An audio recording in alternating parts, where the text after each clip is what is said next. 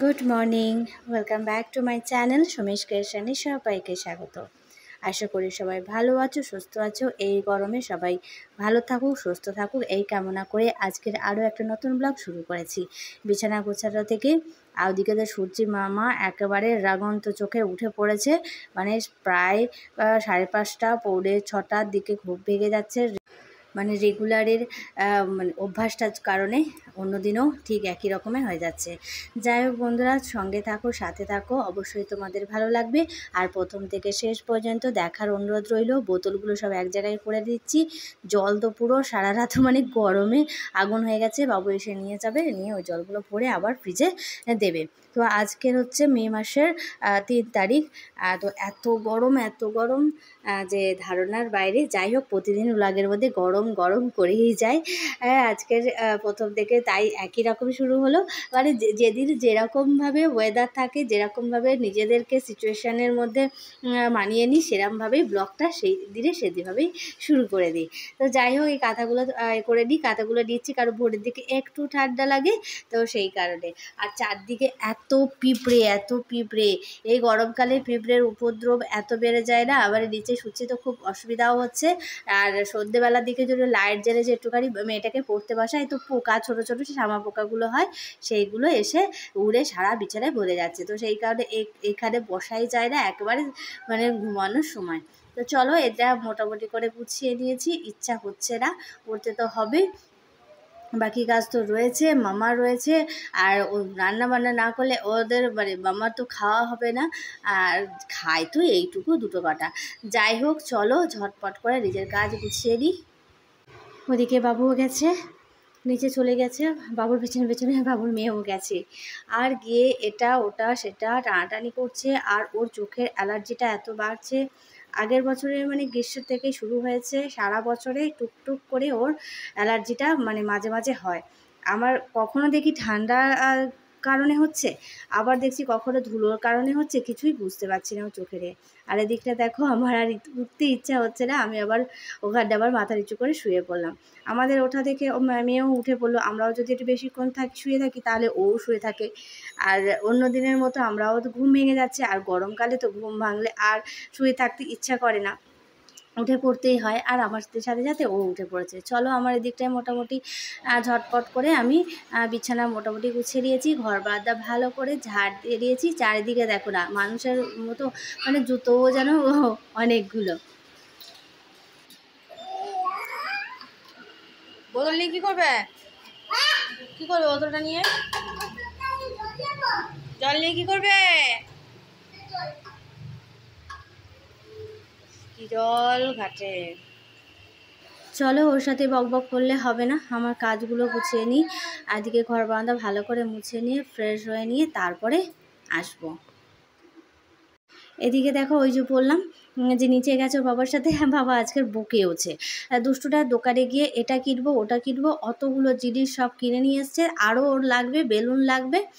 1 packet balloon নিয়েছে না, 2-3 packet balloon লাগবে। আর এদিকে আগের দিনে দেখো এখনও লেস আর ওগুলো কী বেশ বল রিংস, তারপরে ওর এটা একটা ম্যাগি, এরকম সমস্ত পড়ে রয়েছে। এদিকটা বাবু রেডি হয়ে গেছে। আর ওকে বলছি যে অল্প একটুখানি কিছু খেয়ে যাও, মানে 2 কটা মুড়ি অন্তত ভিজিয়ে নিয়ে দিচ্ছি, সেটা খেয়ে যাও। ফোন নিয়েছো? আরেকজনের জেমস খাওয়া চলছে।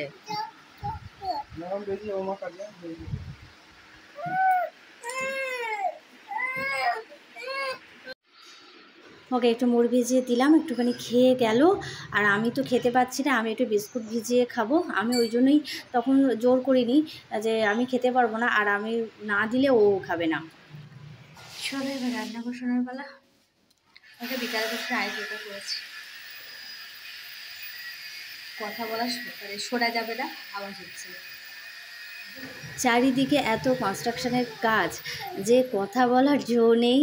একটা ভিডিও এডিটিং করব, সেটারও সময় নেই। এটা আওয়াজ ওটা আওয়াজ, তারপরে তো মেয়ে তো রয়েছে, সে যেন একদম ঘন্ট হয়ে যায়। আর ওইখানে দেখো, যেখানে ঠিক সিঁদুর পরবো সেখানটা একটা কেমন ব্রণ মতন না একটা ফুসকুড়ি মতন হয়েছিল। আমার মনে হয় ওটা সিঁদুরের কারণে হয়েছে মনে হয়। একটু কেমন মতো হয়েছে, ওখানে দেওয়া যাচ্ছে না। আর এদিকে গরমের মানে ঝাপসা কি বলে না, ঝলসে যাওয়া বলে, সেরকম একটা গরম হাওয়া আসছে। তো সেই কারণে ওপার থেকে আবার এদিকে চলে এলাম। চলো এবারে ঝিঙে ছিল আগের দিনে, তো ঝিঙেটাকে বার করে নিয়েছি। আর ওদিকটা দেখো, ওকে বলি না ওর চোখটা হচ্ছে, বেচারা দেখো গরমে জামা টামা সব খুলে ফেলেছে, আর চোখটা ভীষণ ডিস্টার্ব করছে, চোখটা খালি বারবার কসলাচ্ছে। আমি ওকে বলছি যে আমার জামা দিয়ে করো না, কারণ আমার ঘামে ভেজা জামা, ওটা দিয়ে করো না। ও তো শুনছেই না। আর এদিকে ঝিঙেটা আমি কাটছি আর ওকে বকবক করছি যে যাও, তোমাকে কল খুলে দিচ্ছি, জল ঘাঁটো, নালে ধুলো ঘাঁটো, নালে দুষ্টুমি করো, যাও। কথা বলার মানে যখন আমি বারণ করব তখন শুনবে না, কিন্তু ওই যে যখন শরীর অসুস্থ হয়ে যাবে তখন আসবে মা মা করে, যত জ্বালা যেন মায়ের। হ্যাঁ, মা যখন বারণ করবে তখন মায়ের কথা শোনে না। এই হচ্ছে সমস্ত মায়ের মানে দুষ্টুমি, মানে মায়ের দুষ্টুমি বলছে, মেয়ের দুষ্টুমি মায়ের কাছে যেন সব যেন মলিন হয়ে যায়। ওদিকে ফ্রিজের মধ্যে মাছটা গেছে পুরো একদম বরফে জমে, সারা রাতের মানে বরফটায়। তো সেটাকে একটুখানি বার করে, মানে বার করতে পারছি না কোনো রকমে, মানে ফ্রিজটা বন্ধ করে রেখে দিয়েছি, না হলে একদম মানে টানতে গেলেই পুরো ফ্রিজের টেটা একদম ভেঙে যাবে। তো সেই কারণে ওটা খুলে রেখে দিয়েছি। সেটা খুলে রেখে দিয়েও সমস্যা, ওই যে আছে যে মানে ফ্রিজ থেকে এটা ওটা সেটা বার করছে, দুষ্টুমি করছে। তো যাই হোক, চলো ঝটপট করে রান্নাও করি। আর ওর খিদেও পেয়েছে, ওকে একটু দুধ খাওয়াবো, তাই সেই দুধটা গরম করে নিই, শুধু একটুখানি দুধটা খাওয়াবো, কারণ ও সেই এগুলো চিপসগুলো খেয়েছে।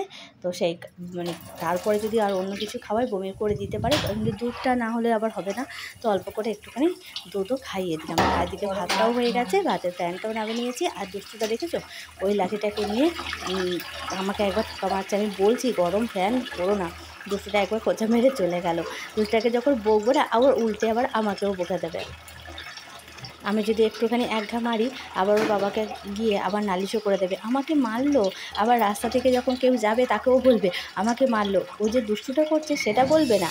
এটা সবাই করে। চলো এদিকে মাছগুলোকে আমি একদম হলুদ মাখিয়ে দিয়েছি, দিয়ে একদম ঝটপট করে রান্না করে নিই। আর ওদিকটায় ঝিঙে আলু একদম কেটেছে। আজকে শুধু এক তরকারি ভাত করব, অন্য কিছু করব না। যে কটা মাছ ছিল সব কটাই আজকে রান্নাবান্না করে নেব, আর রাখবো না, রাখলে বেশি অসুবিধা হচ্ছে। আর বেশি দিন না রাখাই ভালো ফ্রিজের মধ্যে। আর এই মাছ ভাজতে গেলে জল ছিটিয়ে ওঠে। এদিকে ওর বাবুও চলে এসেছে, এসে এগুলো পরিষ্কার করে দিচ্ছে, তো সেটাই একটু ক্যাপচার করলাম।